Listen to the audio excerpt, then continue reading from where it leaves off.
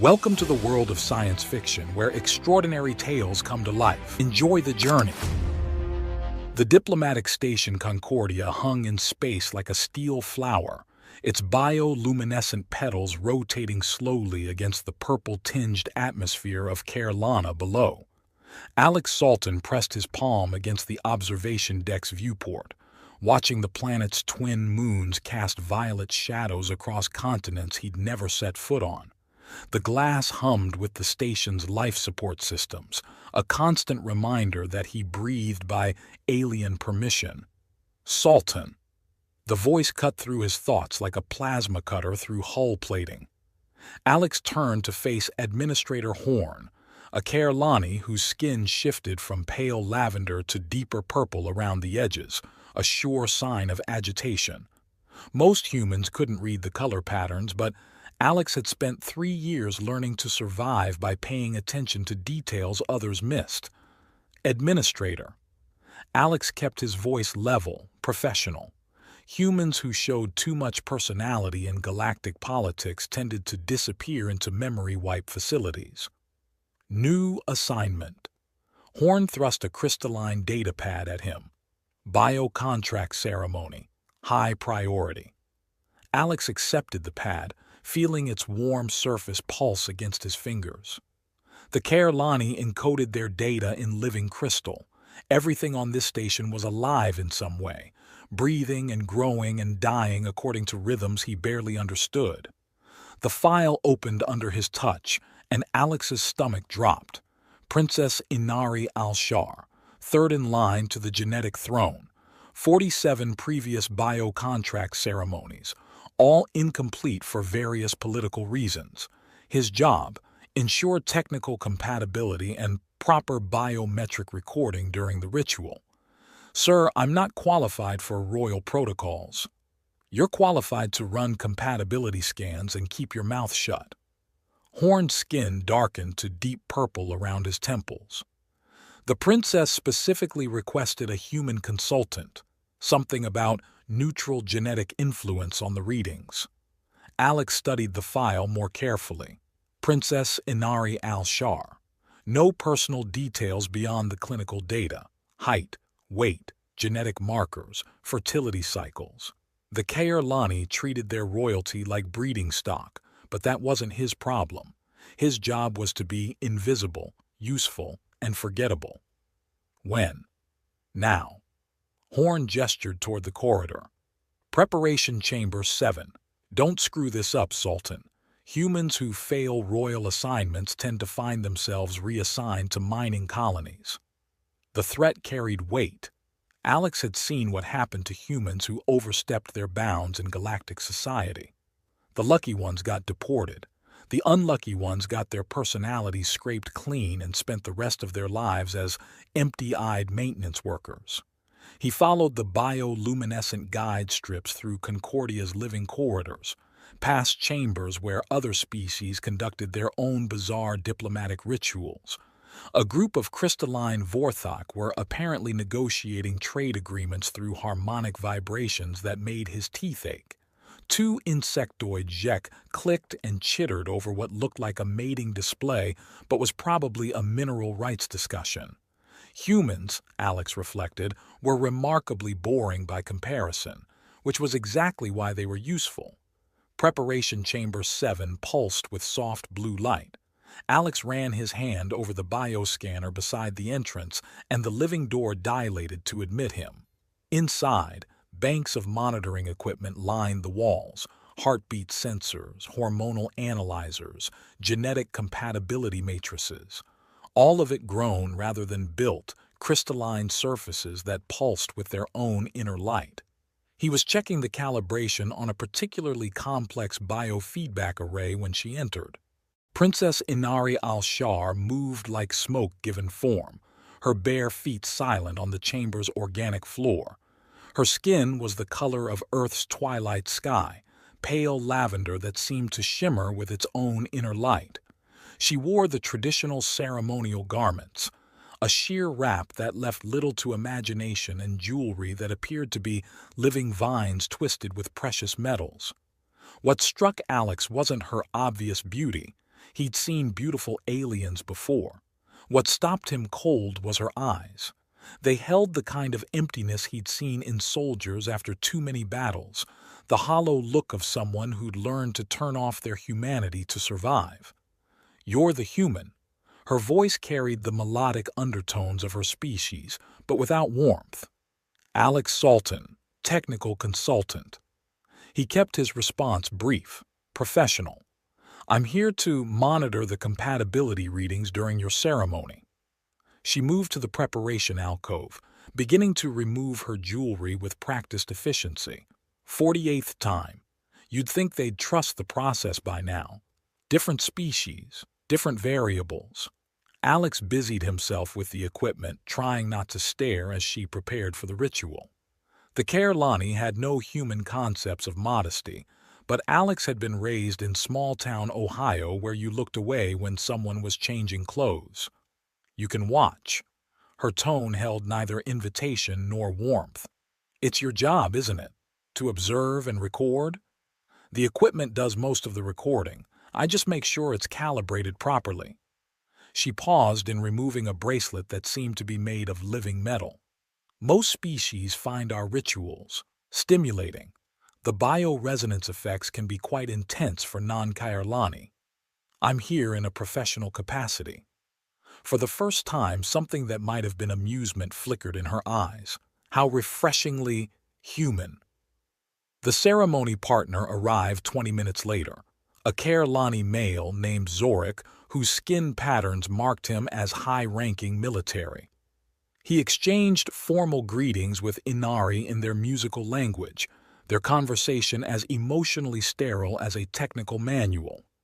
Alex understood enough Kairlani to follow the basics: genetic compatibility confirmed, political alliance parameters established, duration of ceremony estimated at 2 standard hours. Neither of them seemed to care that they were about to engage in one of the most intimate acts possible between sentient beings. "Shall we proceed to the sanctum?" Zorik's English carried only the slightest accent. The biosanctum adjoined the preparation chamber, separated by another living door that dilated at their approach. Alex had seen sanctums before, but this one took his breath away. The walls curved upward in an organic spiral, covered in crystalline formations that pulsed with soft light.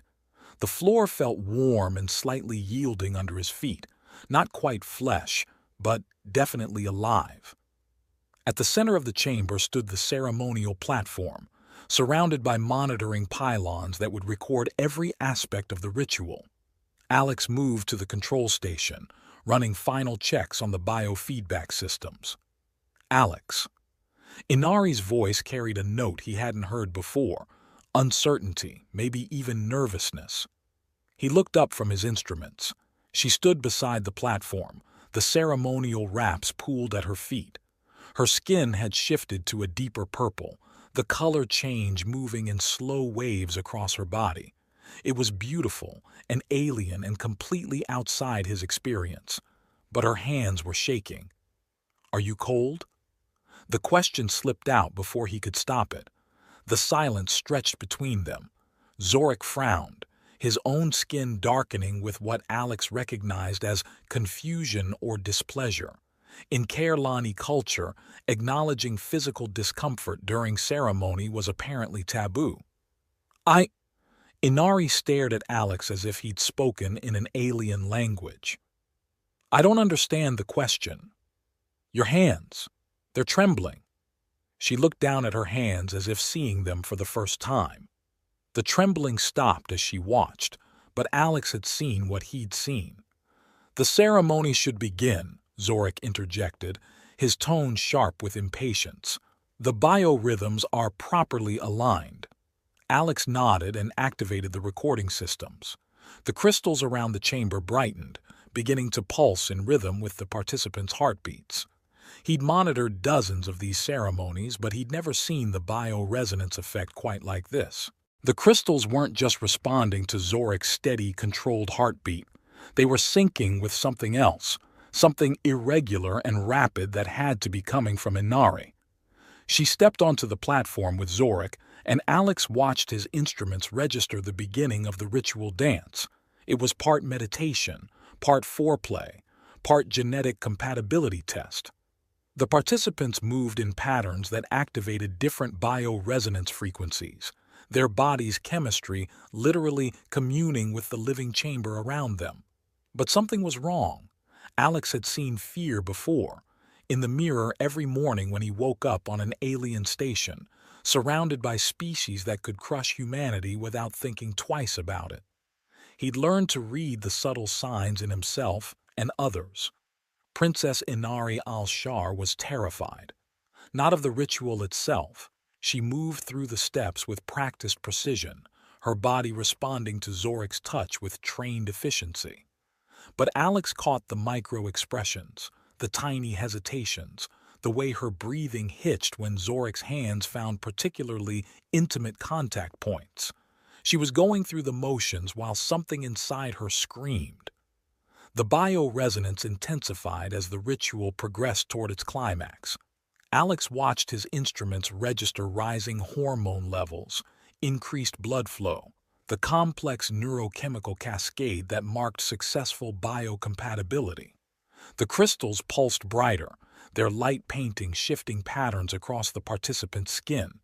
And then Alex saw the tears, just a few drops, sliding down Inari's cheek as Zoric positioned himself for the final phase of the ritual.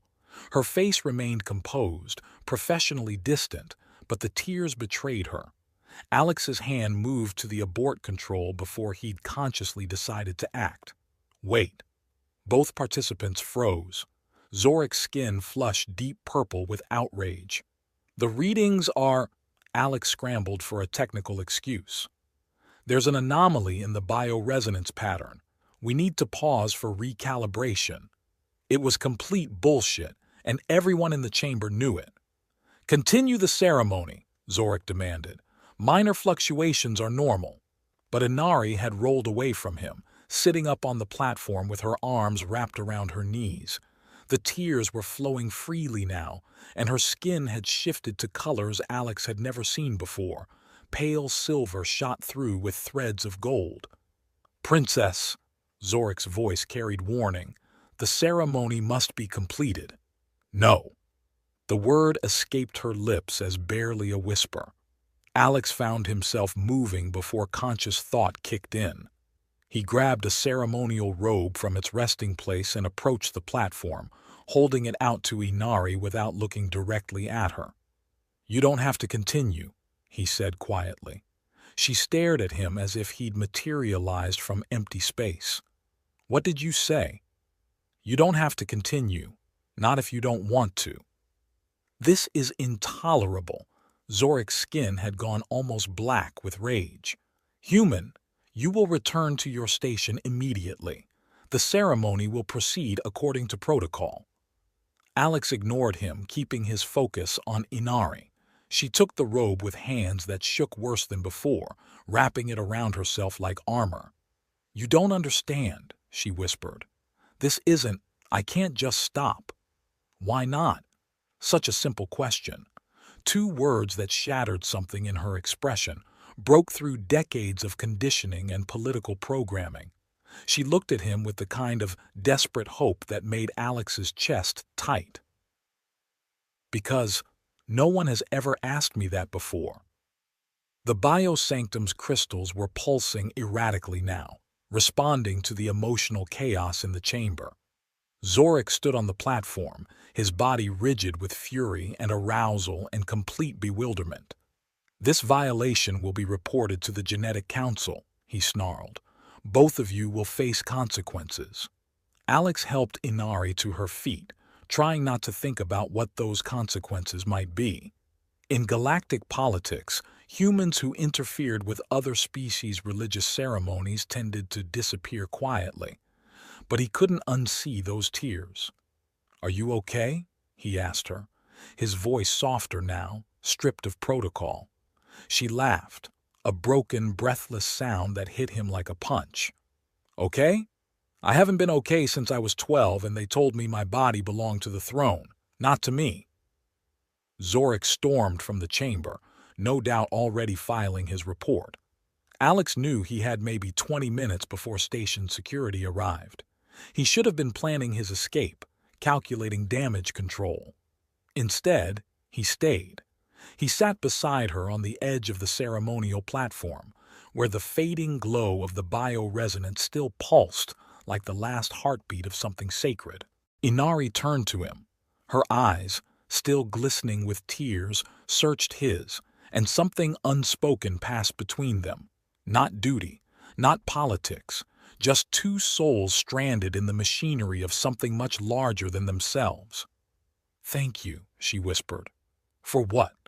"For seeing me." Alex didn't respond with words. He simply leaned forward and she met him halfway. Their lips met in a kiss that was gentle at first, exploratory, but quickly deepened as the tension, fear, and unspoken longing unraveled into something raw and real. There was no ceremony now, no protocol, no audience, only touch, only breath, only them. They moved together with urgency and awe, hands roaming, bodies reconnecting with something they didn't know they'd lost. It wasn't about rebellion. It wasn't even about escape. It was the first moment either of them had ever been chosen. Wrapped in fading crystal light, they made love on the sacred platform, not as consultant and royal subject, but as man and woman, equal, afraid, alive. As they lay together, still breathing in sync, Alex finally began to shift away. But Inari gasped, grabbing his wrist with sudden panic. Don't move yet." He froze. "What's wrong?" Her voice trembled. "You can't disconnect, not like that. Once resonance is established, ending the bond too soon violates fertility law, Section 19. It's considered emotional rejection." Alex blinked. The realization hit like a thunderclap. "So, I just broke the law by stopping?" She laughed through a mix of tears and nervous disbelief. "Wait, human, you weren't supposed to end the resonance. It's illegal here." At that exact moment, the chamber doors hissed open and Administrator Horn stormed in, his eyes scanning the residual glow, Inari's flushed skin, and Alex still adjusting his tunic.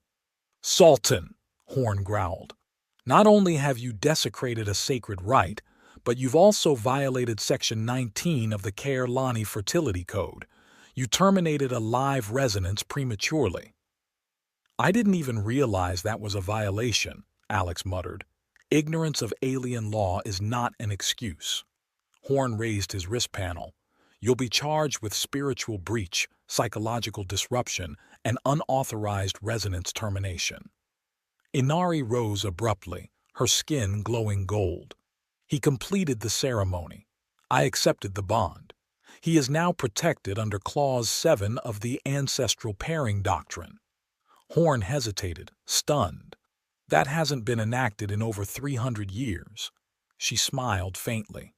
"Well, now it has."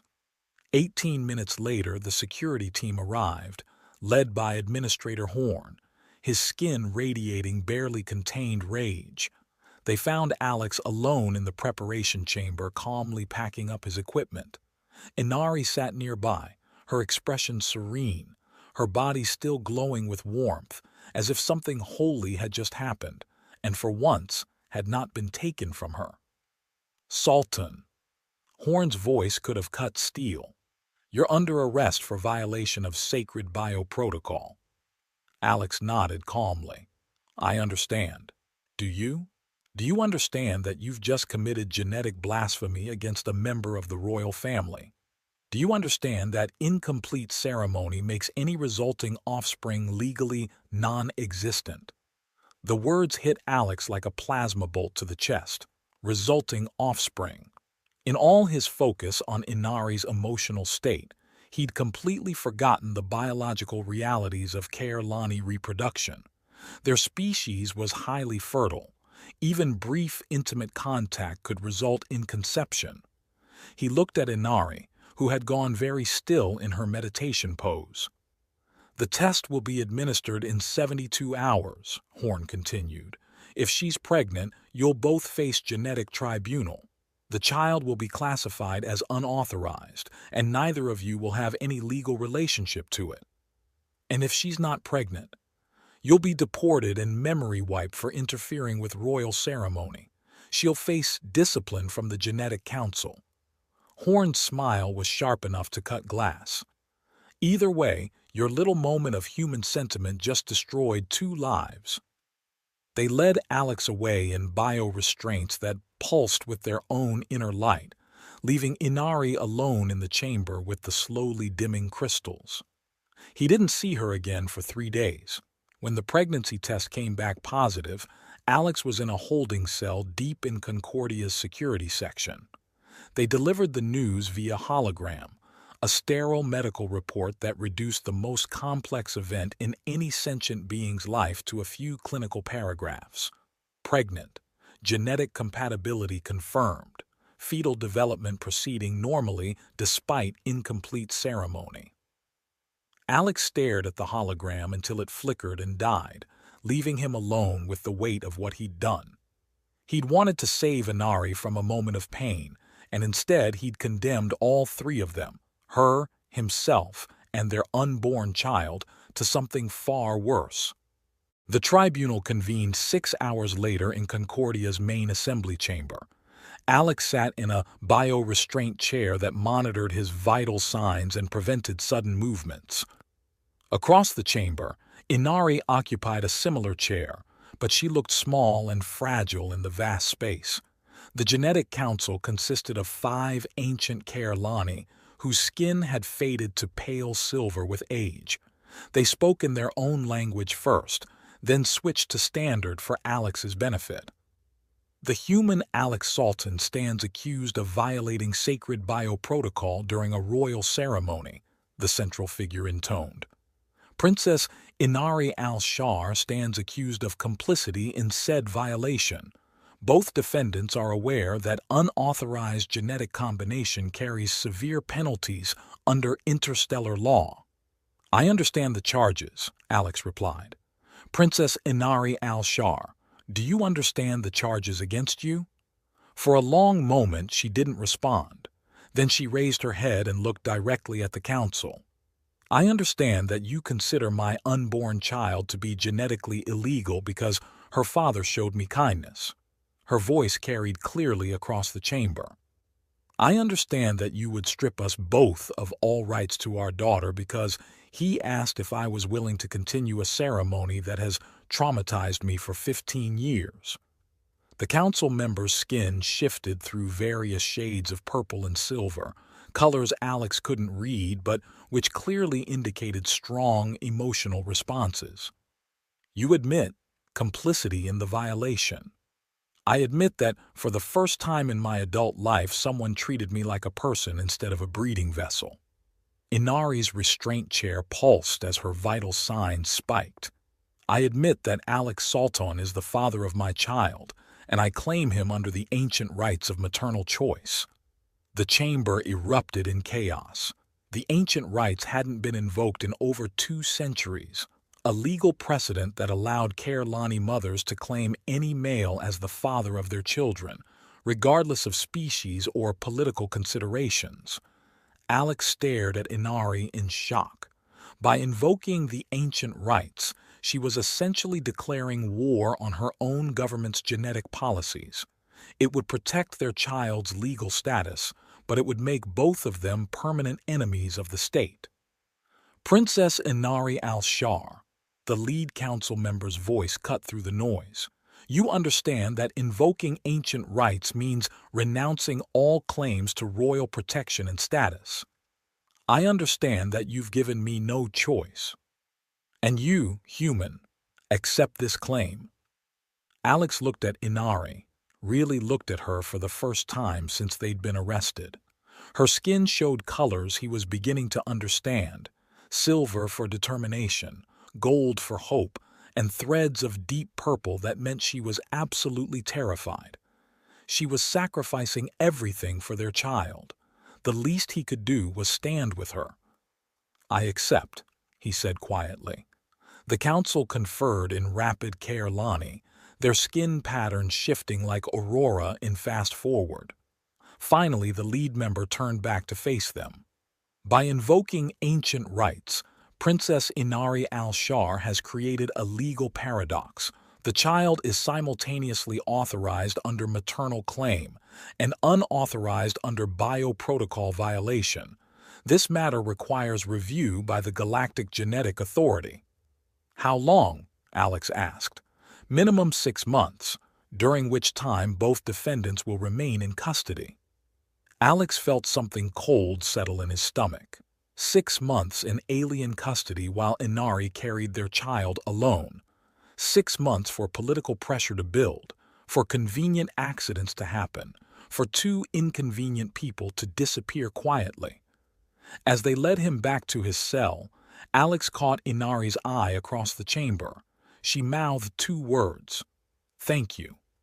He wanted to tell her she was wrong, that he'd destroyed everything instead of helping, that their child would grow up branded as genetically illegal because he couldn't stand to watch her cry. But the bio-restraints prevented speech, and maybe that was for the best. Some truths were too dangerous for alien ears. The cell door sealed behind him with a soft, bioluminescent pulse, and Alex settled in to wait for either justice or oblivion. In galactic politics, he'd learned, they were often the same thing. The transport ship Retribution reeked of industrial lubricant and recycled air. Alex sat chained between a Vorthak drug smuggler and a Zek arms dealer, watching the star field shift through the reinforced viewport. The Ninth Belt mining station grew larger with each passing hour, a sprawling metal cancer clinging to an asteroid rich in rare minerals. First time in the belt? The Zek clicked his mandibles in what passed for amusement among his species. Humans don't usually last long in the deep mines. Alex didn't respond. He'd learned that silence was often the best policy when dealing with career criminals. But the Zek's words echoed in his mind as the transport docked. Don't usually last long. He thought of Inari, alone in some medical facility while their child grew inside her. Thought of their daughter, because somehow he was certain it would be a daughter, who would grow up branded as genetically illegal if he didn't find a way to change the system. Lasting long wasn't enough anymore. He needed to become something more than the quiet human who kept his head down and survived by being useful. The Ninth Belt Processing Center stripped him of everything except his prison uniform and basic identification chip. The facility commander, a scarred Kerlani named Vok, whose skin showed permanent dark patches from radiation exposure, reviewed Alex's file with obvious disgust. Bioprotocol violator. Royal ceremony. Vok's English carried the harsh accent of the mining colonies. You picked the wrong alien princess to feel sorry for, human. I didn't realize compassion was a crime. Compassion? Vok laughed, a sound like grinding metal. You cost the Genetic Council political face, made them look weak in front of the other species. That's the only crime that matters out here. The barracks housed 200 inmates from across the galaxy. Alex found his assigned bunk between a Rigelian convicted of black market medicine and a human named Torres who'd been caught running refugee transport. The human was built like a heavyweight boxer, with scars that suggested he'd been at the belt for years. "What's your story?" Torres asked as Alex stowed his few possessions in the metal locker. "Stopped a ceremony that was hurting someone." "Let me guess. She was important. You weren't." "Something like that." Torres nodded grimly. "Same story as half the guys in here. Systems designed to protect the powerful and punish anyone who gets in the way." He gestured around the crowded barracks. "Welcome to the Galactic Disposal Unit." But Alex noticed something Torres missed.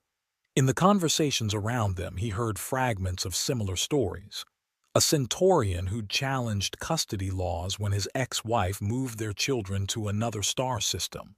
A vegan who'd been imprisoned for refusing to surrender his son to military conscription. A dozen other fathers whose only crime had been loving their children more than they feared their governments. The work shifts began at 0500 ship time. Alex found himself assigned to mineral extraction, 12 hours a day in the asteroid's tunnels, breathing recycled air and listening to the constant grinding of industrial equipment. The work was brutal, but it gave him time to think. During the first week, he simply observed. The guards were mostly Kerlani military rejects, tough enough to handle prisoners but not disciplined enough for real service. They took bribes in the form of contraband cigarettes, alcohol, and information. The inmates formed loose alliances based on species and crime type, but there was no real organization. It was a waste of potential. Alex started with the Rigelian, whose medical knowledge made him valuable to both guards and inmates. Dr. Keyes had been caught providing free healthcare to colony worlds that couldn't afford galactic medical rates. "You ever think about what we could accomplish if we worked together?" Alex asked during a meal break, keeping his voice casual. "Together how?" Keyes' tentacles writhed with skepticism. "Half the species in here want to kill the other half on principle." "Not if they had a common cause." "Such as?" Alex lowered his voice. "How many fathers are in this facility?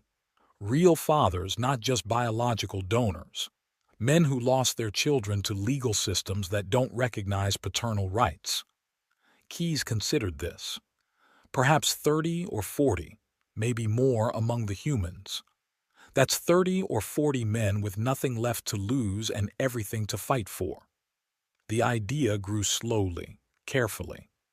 Alex used his technical background to fix broken equipment for guards who didn't want to file maintenance requests. Small favors that earned him access to communication systems and data terminals. He traded cigarettes, purchased with credits earned through prison labor, for information about other facilities, other cases. Torres became his first real ally, impressed by Alex's systematic approach to building influence. "You're not like most tech guys," he observed after Alex successfully bribed a guard for access to the facility's legal database. "Most of you are all brains, no spine. I've got something to fight for now." "The Purple Princess? My daughter." Torres's expression softened. "Yeah, I get that. Lost custody of my 2 boys when I got arrested. Ex-wife moved them to the core worlds. Haven't seen them in 3 years." Within 2 months, Alex had identified 43 fathers across multiple species who'd been separated from their children by bureaucratic legal systems. He began organizing quiet meetings in unused storage areas, sharing stories and building connections. "The problem isn't that we're criminals," Alex explained to a gathering of 12 inmates in a defunct maintenance shaft. "The problem is that we're isolated. Every one of us fought alone and lost alone, but together we represent something the galaxy can't ignore." "Pretty words," growled Vask, a Centaurian whose son had been taken by corporate adoption laws. "But we're still prisoners on an asteroid in the middle of nowhere. For now." Alex pulled out a data pad he'd cobbled together from spare parts. "But information wants to be free, and I've been collecting a lot of information." The pad displayed a network map, connections between similar cases across dozens of star systems, fathers who'd lost children to military conscription, genetic purity laws, corporate adoption schemes, diplomatic marriages. The pattern was clear once you knew how to look for it. "This is bigger than any of us realized," Alex continued. "It's not random injustice. It's systematic removal of paternal rights across multiple species and governments." Dr. Keyes studied the data with growing excitement. "These case files, how did you access classified legal records?" Alex smiled.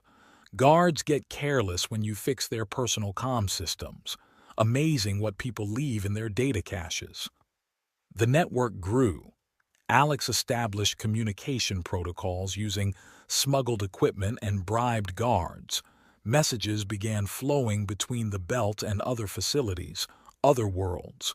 Stories of separated families, legal injustices, systematic discrimination against fathers.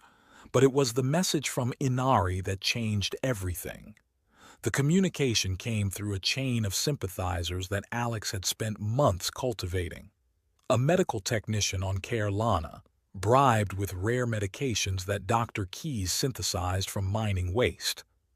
The message was brief and encoded, but Alex recognized Inari's voice immediately. "My love," the hologram whispered, her skin showing silver patterns he'd learned meant exhaustion. "They watch me constantly, but I wanted you to know. She moves now. Our daughter. She responds to your name." Alex played the message 17 times before Torres found him in the storage compartment, tears streaming down his face. "Bad news from home?" "No. The best possible news." Alex looked up at his friend. "She's fighting for our daughter just like I'm fighting for her. We're not alone in this." The realization crystallized everything Alex had been building toward. He wasn't just organizing criminals and malcontents. He was building a family of men who refused to abandon their children. Over the following weeks, more messages filtered through the network. Inari had been refusing genetic modification procedures, insisting on naming the child Elias Salton, despite pressure from the Genetic Council. She'd somehow smuggled out recordings of her pregnancy, testimonials about the father who'd shown her kindness and paid the price for it. "She's making you famous," Torres observed, watching news feeds on a hacked display terminal. "Half the galaxy's talking about the human who stopped a royal ceremony and the princess who chose love over politics. I don't want to be famous. I want to hold my daughter. Sometimes you don't get to choose." Alex's influence within the facility continued to grow. He'd established a black market economy based on favors and information, with himself at the center of an increasingly complex web of relationships. Guards who'd once viewed him as just another prisoner now came to him for technical solutions and discrete problem-solving. The breakthrough came when Alex gained access to the facility's quantum communication array.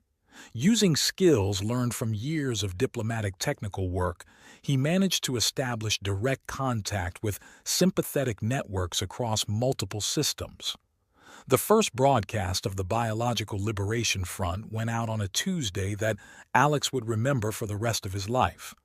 12 fathers from 8 different species, telling their stories to anyone willing to listen. Alex had grown lean and hard from months of prison labor, his voice carrying authority that surprised even him. "My name is Alex Salton," he told the hidden cameras. 6 months ago, I was a nobody, a human technical consultant who kept his head down and followed orders. Today, I'm a father fighting for the right to love my daughter, and I'm not alone." The response was immediate and overwhelming. Messages flooded in from across the galaxy. Fathers, mothers, families torn apart by legal systems that treated children as property rather than people. The BLF network expanded exponentially, with Alex coordinating operations from his prison cell through an increasingly sophisticated communication system. But with recognition came danger. "You're making powerful enemies," Dr. Keyes warned during one of their planning sessions. "The Genetic Council has put a bounty on information leading to your capture." "I'm already captured." "Not for long. Word is they're planning to transfer you to a maximum security facility, or arrange an accident." Alex had expected this. His success had made him too visible, too dangerous to ignore. But he'd also anticipated it, building redundancies into the network that would survive his removal. The attempt came during a routine shift change. Alex was returning from the tunnels when 3 guards cornered him in an abandoned corridor. Their skin patterns showed the specific color combinations that meant they'd been paid to kill rather than capture. But Alex wasn't the same man who'd arrived at the belt 6 months earlier. Hours of physical labor had built muscle on his previously soft frame. More importantly, months of building alliances had given him resources. Torres and 5 other inmates intercepted the assassination team, armed with improvised weapons and motivated by loyalty to the man who'd given them hope. The fight was brief and brutal, leaving 2 guards dead and the third running for reinforcements. "Time to go," Torres gasped, bleeding from a plasma burn on his shoulder. Alex nodded. He'd prepared for this moment, establishing escape protocols and safe houses through his network of sympathizers. But leaving meant abandoning the direct coordination of the BLF at a crucial moment. The decision was made for him when Dr. Keyes burst into their hideout with devastating news. "Emergency broadcast from Caer Lana," the Rigelian announced, tentacles writhing with distress. "Princess Inari has gone into premature labor." The transmission cut off mid-sentence, but the medical readings were critical. Alex felt the world shift around him. His network, his influence, his careful plans. None of it mattered if Inari and their daughter died while he sat in a prison cell playing revolutionary. "I have to go back," he said quietly. "That's suicide," Torres protested. "Caer Lana security will kill you on sight." "Maybe, but my daughter needs me." Alex spent the next hour transferring operational control of the BLF to a council of trusted allies. The network would survive without him. He'd built it too well for one person's removal to destroy it. But Inari and Elia needed their father, not another martyr to the cause of paternal rights. The escape itself was almost anticlimactic. Alex had spent months earning favors and building relationships. Guards looked the other way. Maintenance schedules were altered. Security cameras developed convenient blind spots. By dawn, he was aboard a smuggler's ship heading for the inner systems.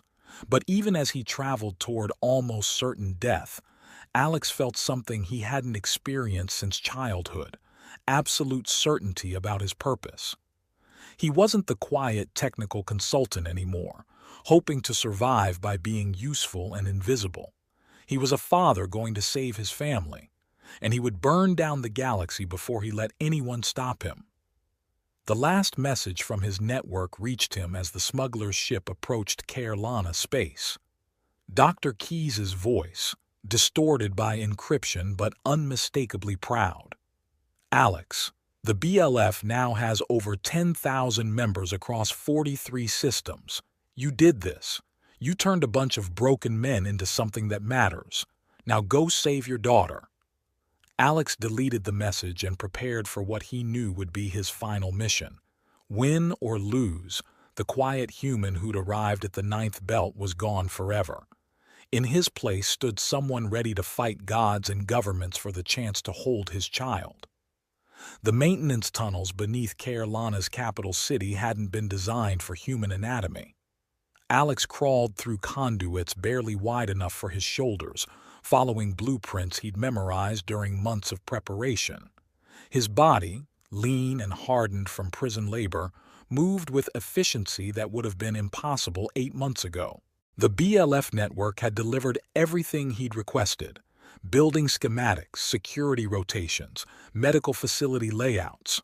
More importantly, they'd provided the electromagnetic pulse devices now strapped to his chest, crude but effective tools for disabling surveillance systems. "Phoenix, report position." The voice crackled through his earpiece. "Torres, coordinating diversions from a stolen transport 3 sectors away. Approaching primary target." Alex checked his chronometer. "Initiate sequence in 40 minutes. "Copy that. BLF teams across 7 districts are standing by." Alex paused at a junction, listening to footsteps echo through the corridor above. 2 guards discussing shift changes in bored voices. He'd learned to read Caer Lani vocal patterns during his imprisonment.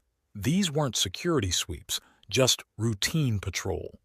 The medical facility rose above him like a crystalline mountain, its bioluminescent walls pulsing with the rhythm of 1,000 life support systems. Somewhere in that structure, Inari was fighting for their daughter's life while Alex crawled through darkness toward an almost certainly suicidal rescue mission. He'd stopped caring about survival the moment Dr. Keyes's message reached him. Inari's vital signs were critical. Early labor at 7 months, complicated by medical experimentation designed to study human Kairlani genetic compatibility. The physicians were more interested in documenting the birth than ensuring the mother's safety. Alex activated the first EMP device as he reached the facility's foundation level. The electromagnetic pulse rippled through the building's lower systems, creating precisely the kind of technical malfunction that would require immediate maintenance attention. Within minutes, access panels began opening as automated systems attempted self-repair. Alex slipped through a ventilation intake, following air currents toward the medical wings. The facility's interior was a maze of organic corridors that pulsed with their own internal light. Alex moved quickly but carefully, avoiding main thoroughfares while following the building's circulatory system toward the high-security medical suites. He found her on the 7th level, in a chamber that looked more like a laboratory than a delivery room. Through the transparent wall, Alex watched Inari strain against bio-restraints while medical equipment monitored every aspect of her physiology. Her skin had shifted to colors he'd never seen, pale silver streaked with gold and deep purple, patterns that suggested both pain and fierce determination. The attending physician spoke in clinical Kairlani, discussing genetic markers and hybrid development as if Inari were a specimen rather than a person giving birth. Alex activated his second EMP device. The chamber's systems flickered and died. Emergency lighting cast red shadows across the walls as the bio-restraints released automatically. In the sudden chaos, Alex slipped through the unsealed door. "Inari!" She turned toward his voice, her eyes wide with disbelief and desperate hope. "Alex? You can't be here. They'll have to go through me first." The lead physician, a tall Kairlani whose skin showed the deep purple patterns of medical authority, stepped between them. "Security. Unauthorized presence in—" Alex's fist connected with the physician's throat before the alien could finish the sentence. Months of hard labor and combat training with fellow inmates had taught him exactly where different species were vulnerable. The Kairlani collapsed, gasping for air through a crushed larynx. "We need to go," Alex said, helping Inari sit up on the medical table. "I can't." Her voice was weak but determined. "She's coming now." As if responding to her mother's words, baby Elia chose that moment to make her entrance into the world. Alex found himself catching his daughter as she slipped from Inari's body, tiny, wrinkled, and absolutely perfect. For a moment that lasted eternity, Alex stared at the small life in his hands. Elia's skin showed the faintest trace of purple undertones beneath human pink, and her eyes, when they opened to look at him, held the distinctive golden flecks of Kairlani nobility. "She has your eyes," he told Inari softly, "but she'll have my stubbornness." The moment shattered as alarms began wailing throughout the facility. Alex's EMP devices had done their job too well. The building's security systems were coming back online and registering multiple intrusion alerts. "Phoenix, you've got company incoming," Torres's voice crackled through static. "Planetary security is mobilizing. BLF diversions are active, but they won't hold long." Alex wrapped Elia in sterile surgical cloth while helping Inari to her feet. She was weak from the birth and whatever medical procedures they'd been subjecting her to, but her determination blazed in her eyes. "There's a maintenance exit 2 levels down," Alex said, supporting her weight as they moved toward the door. "Service elevator to the sub-basements." They made it exactly 30 meters before the first security team rounded the corner. "Halt!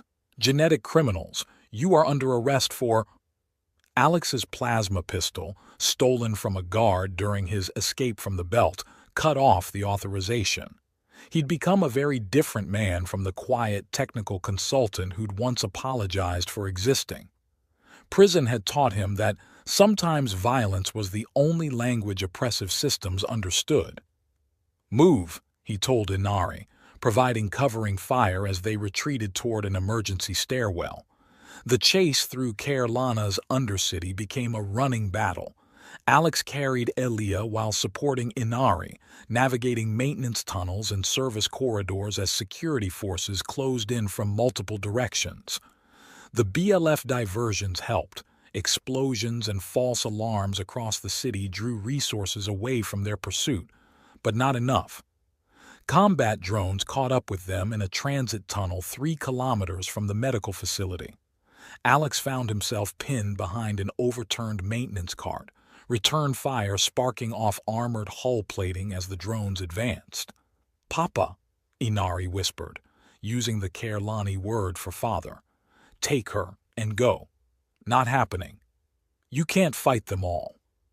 Alex looked at his daughter, barely an hour old and already caught in the crossfire of galactic politics. He thought of all the other fathers in his network, separated from their children by laws that treated parents as disposable. Thought of Torres, who hadn't seen his sons in 3 years. Thought of Dr. Keyes, whose only crime had been providing medical care to those who needed it. "Maybe I can't fight them all," Alex said, adjusting his grip on the plasma pistol, "but I can make sure the galaxy hears why I tried." The planetary communication hub sat 2 blocks away, a crystalline spire that broadcast everything from weather reports to political announcements across the galactic network. If Alex could reach it, activate the emergency broadcast system. "Phoenix, what's your status?" Torres's voice cut through weapons fire. "Going for broke," Alex replied. "Tell the network to monitor all channels in 60 seconds. He scooped up Elia and helped Inari to her feet. The communication hub meant crossing open ground under hostile fire, but it was their only chance to turn this from a failed rescue into something that mattered. They ran. Plasma bolts scorched the air around them as Alex half-carried Inari across the plaza.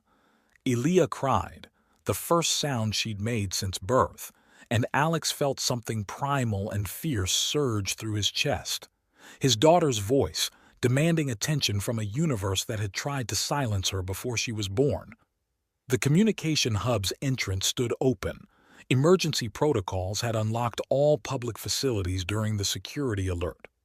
Alex burst through the doorway as the first combat drone rounded the corner behind them.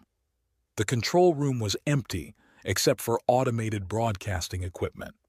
Alex set Elia down carefully and helped Inari into a chair before turning to the communications array. His technical background served him well. Within minutes, he'd bypassed security protocols and activated the Galactic Emergency Broadcast System. Across 43 star systems and thousands of worlds, regular programming cut to black. Then Alex's face appeared on screens throughout the galaxy, lean, scarred, holding a newborn baby while standing protectively over an exhausted purple-skinned woman. "My name is Alex Salton," he began, his voice steady despite the weapons fire echoing from outside. 8 months ago, I was nobody special, a human who fixed machines and kept his mouth shut. Today, I'm a father fighting for the right to love my daughter. Security forces stormed the building as Alex continued speaking. He could hear them ascending the stairwells, closing off escape routes, preparing to end this broadcast permanently. "This is my daughter, Elia." Alex lifted the baby so the cameras could see her face.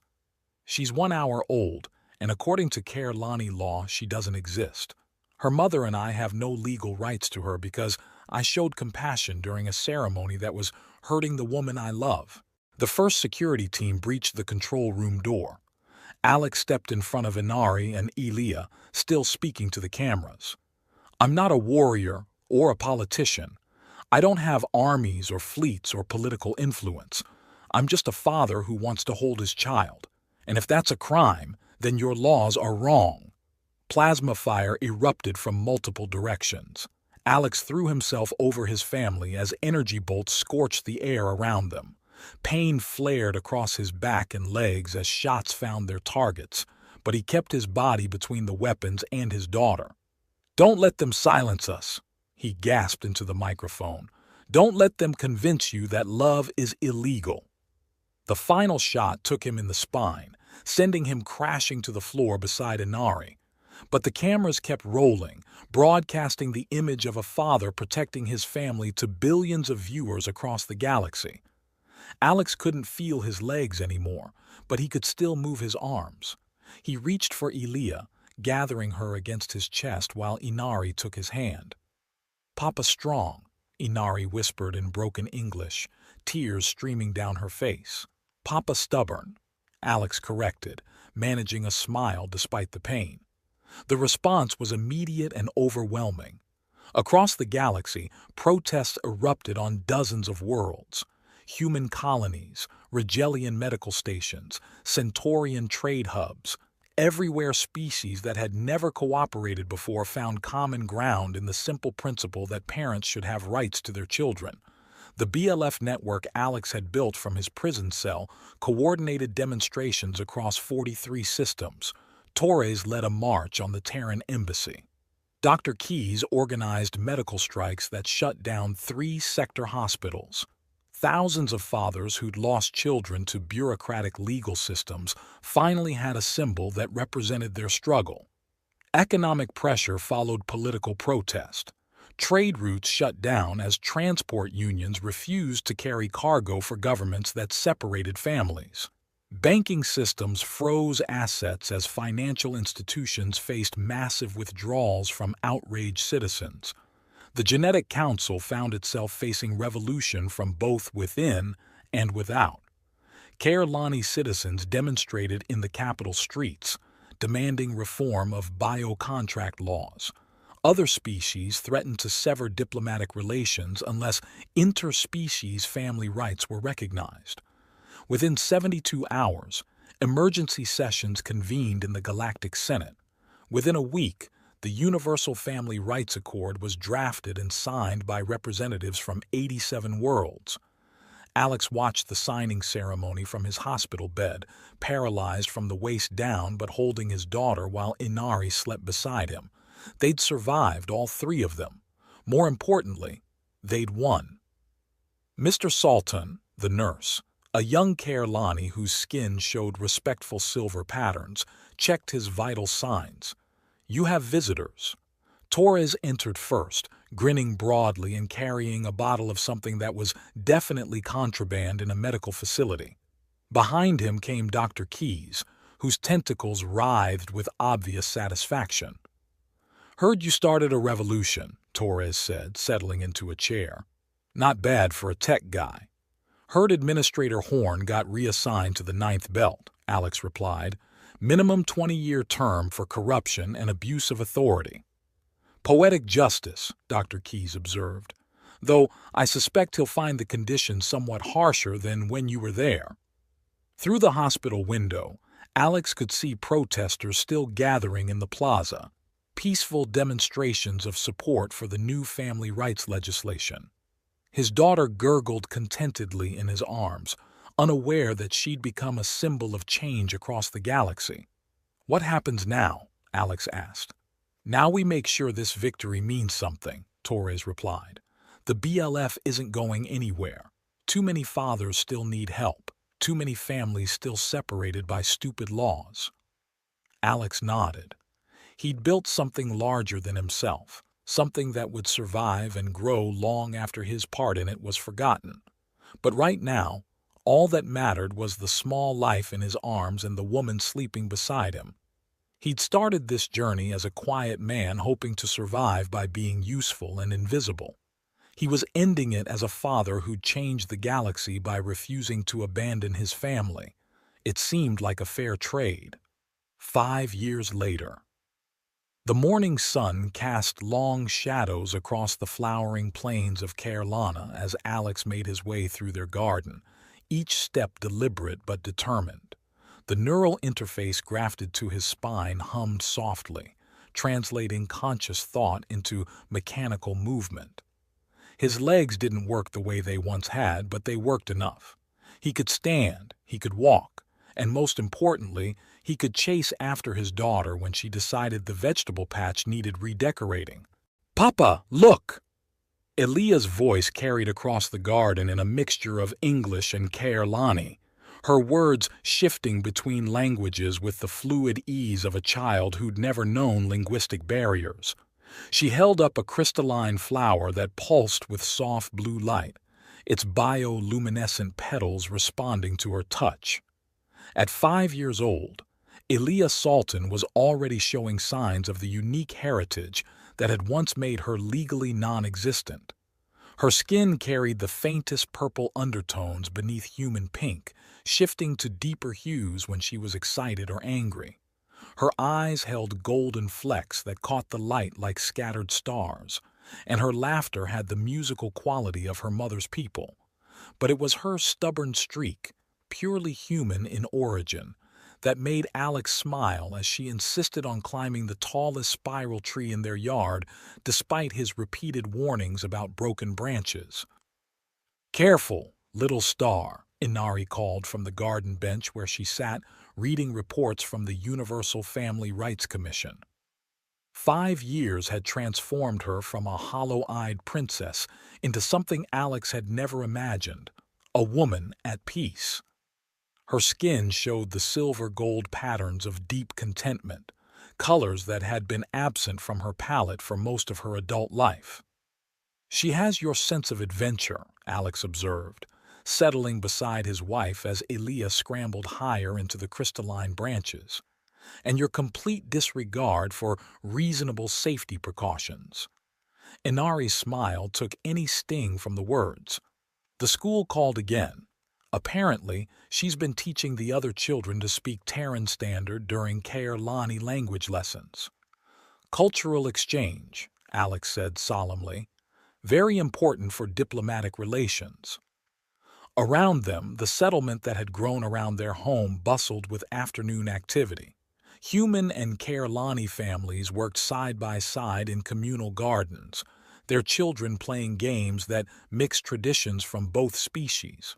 The community had formed organically over the past 3 years, refugees from various worlds who'd been drawn by the promise of a place where interspecies families could exist without legal persecution. It wasn't paradise. There were still tensions, cultural misunderstandings, bureaucratic challenges, but it was home in a way Alex had never expected to find on an alien world. "Torres sent a message," Inari mentioned, scrolling through her reports. "The BLF has established family reunification centers on 12 more worlds. They're naming the one on Rigel Prime after you. I'd rather they named it after the families they're helping." Always modest. Inari's skin shimmered with affection. The man who started a galactic revolution doesn't want his name on a building. The man who started a galactic revolution just wanted to hold his daughter. Alex watched Elia swing from branch to branch with the fearless confidence of childhood.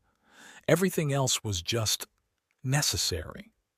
That evening, after Elia had been bathed and fed and read 3 bedtime stories in 2 languages, Alex and Inari found themselves alone in their bedroom for the first time in days. The room's bioluminescent panels had dimmed to simulate evening, casting soft purple light across walls that pulsed gently with the house's living rhythms. Inari moved into his arms with the easy familiarity of lovers who'd fought for every moment together. Her skin warmed under his touch, shifting to deeper purples and golds that painted moving patterns across her body. When they made love, it was with the unhurried passion of partners who knew exactly how precious their time together truly was. Alex traced the scars on his back, permanent reminders of plasma fire and desperate choices. Inari kissed each mark with tender reverence, her own body telling the story of medical procedures and forced pregnancies and the long journey from political prisoner to free woman. Their union produced the same crystalline resonance that had first brought them together in that sacred chamber years ago. But now, the glow came from choice rather than ceremony, from love rather than law. The bioluminescent panels responded to their combined presence, painting the room in colors that belonged to both their species and neither. Later, as Inari slept curled against his chest, Alex thought about the strange path that had brought them here. He'd started as a quiet technical consultant who survived by being useful and invisible. He'd become a father who refused to abandon his family, no matter the cost. The Sultan precedent was taught in galactic law schools now.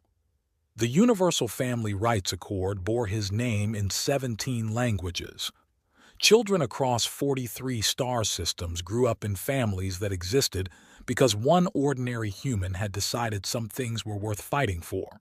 But all of that felt distant and abstract compared to the small voice that called from the next room. "Daddy, I can't sleep." Alex pulled on a robe and padded to Aaliyah's bedroom, where she sat cross-legged on her bed with a stuffed animal that was part Earth teddy bear, part Kairlani crystal creature. "Bad dreams, little star?" "No, just thinking." She looked up at him with those golden-flecked eyes that held too much wisdom for a 5-year-old. "Mama told me stories about before I was born, about the laws that said I couldn't exist." Alex sat on the edge of her bed, choosing his words carefully. Some people were afraid of change. They thought families had to look a certain way to be real. But you change their minds. We change their minds. Mama and I and a lot of other people who believe families are about love, not laws. Aaliyah considered this with the serious expression she'd inherited from both parents. "Daddy, why did you fight so hard for me?" The question he'd been expecting since she was old enough to understand their story. Alex smoothed her dark hair, human texture but with the faintest shimmer of Kairlani bioluminescence, and kissed her forehead. "Because you're my daughter," he whispered, "and that's the only reason I ever needed." Outside their window, the twin moons of Kairlana cast purple light across a world where children of mixed heritage played without fear, where fathers had rights to their children, where love was finally stronger than law. It had been worth every scar, every separation, every moment of pain. His daughter was free, and that was everything.